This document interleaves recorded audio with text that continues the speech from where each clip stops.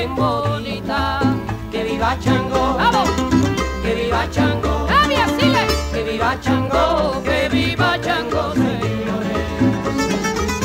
Con voluntad infinita arrancó del corazón la melodiosa expresión, pidiendo que desde el cielo nos envíes tu consuelo y tu santa bendición. Que viva Chango, Ayer, que viva Chango, todos los días, papá. que viva Chango, que viva Chango, señores.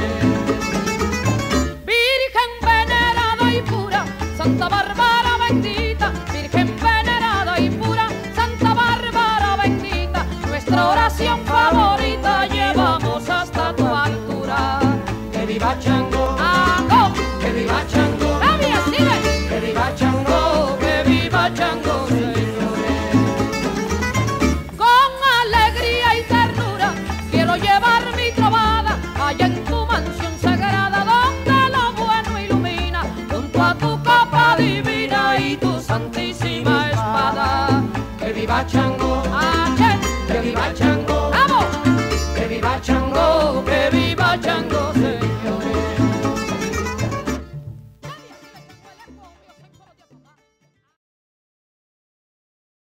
Well, dominant religion, I would say, would be Catholicism in terms of a religion, but it's more so like more spirituality, I would call it. So people that are spiritual people, they believe in trying to improve themselves by prayer, by burning candles, by burning incense.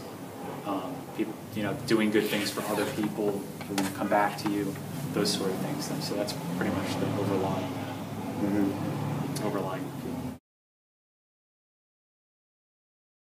Well, it's tricky because a lot of them are kind of interrelated, and one of the problems that Botanicas and people that practice sort of like these Afro-Caribbean religions have is there's so much misinformation out there, and people don't really understand what any of these things are.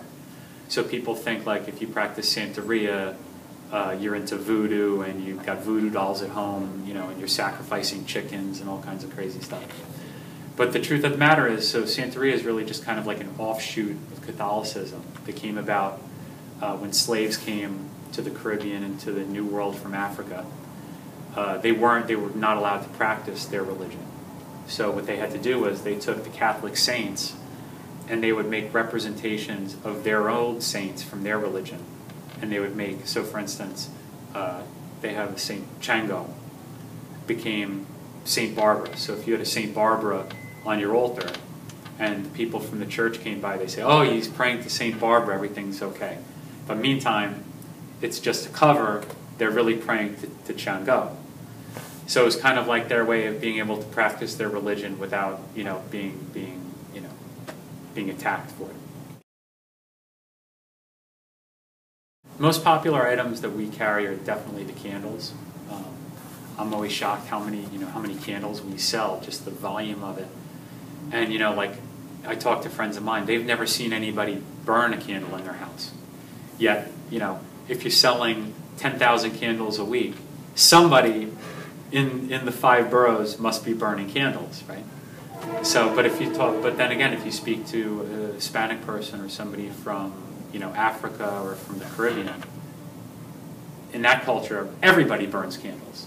But it just is so under the radar, people don't really realize it's even going on. So it's sort of like an underground phenomenon, I would call it.